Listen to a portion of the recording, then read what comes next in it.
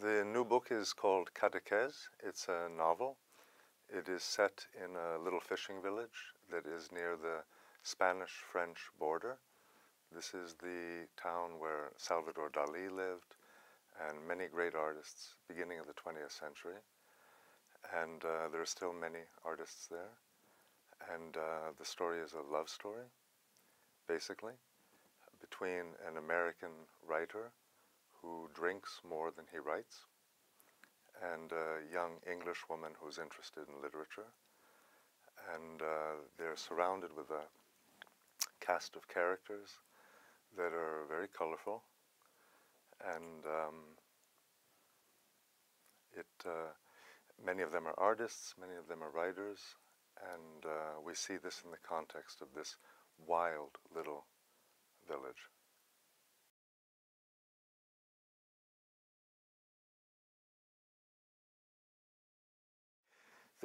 They're based, one can say, on types of people, and one sees some of those types in Cadaqués. There are people who came when they were young and beautiful as models for Dali, for instance, and they're still there. And some of them can be found in some of the local watering holes, and you hear their stories. And I just elaborated on these types of people to put them in situations. So, for instance, one of the characters in my book is named Robert. He came to Cadaqués as a model for Dali, and we meet him standing at the bar of the casino, and he's had a couple of glasses of wine, and he's telling some British aristocrats who are visiting the village, sex and drugs and rock and roll, darling, and violence, that's what they want. Not beauty. You can't give them beauty anymore. Beauty is passé. Beauty is yesteryear, darling. Get over it. And he is one of many characters like that in the story. You have another character is David, very sensitive, sort of ethereal Catalan painter. And he tells our central character, Cal, I saw a woman today, Cal. She was so beautiful.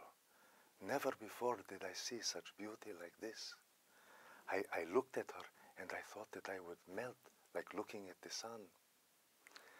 And so these are the kinds of characters that surround the protagonists of the story. Cal is an American writer who it's easy to see, easy to say that his life and my life have certain intersections, but the beauty of writing fiction is that you can elaborate, you can erase. I try not to do too much of that. And he comes to Cadaqués intent to carry on this artistic tradition, being one of the creative and hard-working spirits. He gets the creative part, okay. The hard-working part is a little more difficult for him. He then gets involved with this young woman, Layla, who knows a great deal about literature. It's safe to say she knows more about literature than he does, even though he's the writer. And the story follows the path of what happens and what does not happen between them. Tell us about the role of friendship in your book. Friendship is the glue that holds these characters together. Even in a small village like Cadaqués, you have, of course, cliques, as you do in any city, any place. And so I tell the story of one group of friends. And there are other stories that can be told and should be told of Cadaqués, but this is a particular group. Cadaqués is like a tiny, tiny little New York or London or Berlin in terms of it being populated by people from other places. There are many, many, well, I don't want to say that. There aren't, not that there are many because it's a small village, but there are Brits, there are Germans, there are Americans, there are Russians and Poles.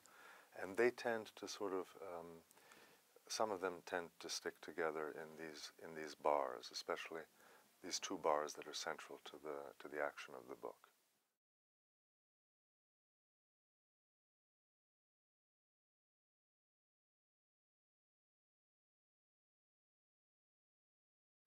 Yes, yes, but it's there are stories that play themselves out in every generation. If we stepped outside the embassy here, we wouldn't have to look too far before we saw a Romeo and Juliet, or a this or a that. This is why these stories last. And so this generation, my generation, has characters that have appeared in history at other times, other places. Hemingway especially was very strong influence on me. I read him when I was young, and it was because I felt a resonant frequency. I was always drawn to Spain. I'm a writer. I'm an American. I used to drink a fair amount, and that's reflected in the story. So there are those parallels. But again, Robert, the same character who I quoted earlier, another line he has in the book is, "No lost generation here, darling. This is Cadaqués. We are finding ourselves." And after the 60s, when people became more intuitive, more reflective, more open, there was this phenomenon of finding oneself. And I leave it for the reader to judge whether he's right or not about the characters in my book, Cadaqués.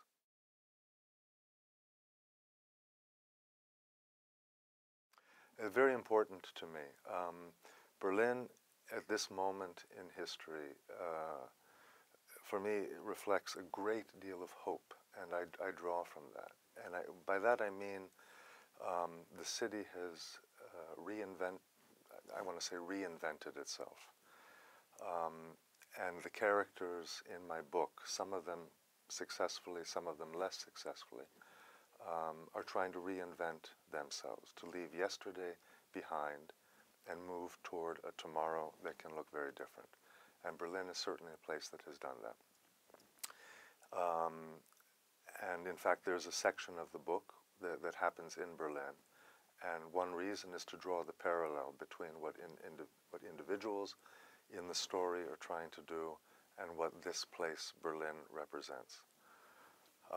As far as being a writer living in Berlin, it's an incredibly interesting time. Again, you have this, I call it the lava lamp of history. It's ever-changing. And now with Brussels and EU, Germany and all of European countries continue to evolve. It was very recent that the wall, which is only a few hundred meters from where we're sitting, came down. So I wanted to be in this place that had seen such dynamic change and is still going through such dynamic change. I think for a writer, it's important to have that kind of stimulation. And there's another parallel to draw then between Berlin today and Paris of the 20s.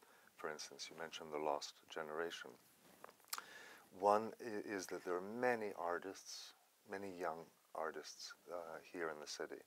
Part of that has to do with the fact that it still is more affordable than some of the other cities in Europe, London or Paris. And when you get this confluence, you get so many artists together in the context of this dynamic change. You have thinking, you have creativity, and we feed off each other. So the other night I was at a party, and there were Russians, and there were Poles, and there were Brits and Germans and Americans, all of them in the middle of this dynamic change. And so I think Berlin is everything that people hear it is. It's an exciting and creative place.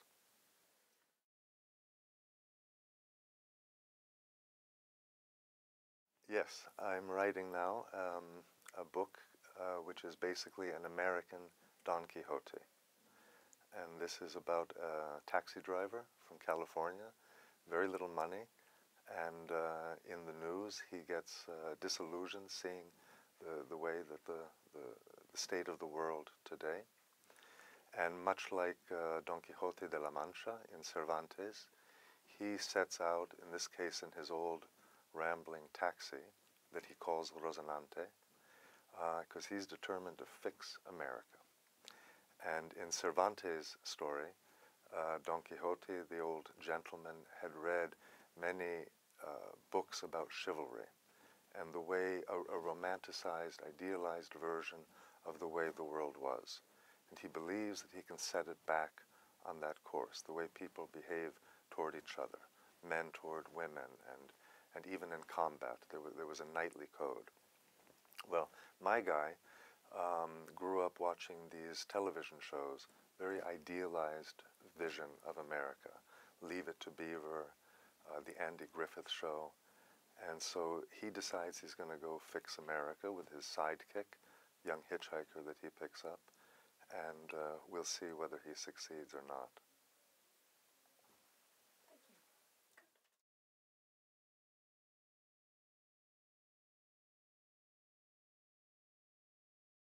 And there's another side personally to living in Berlin today, and that is that there's a small publishing house here called PalmArtPress, which is publishing me and publishes other writers, and it's run by a wonderful American woman named Catherine Nicely.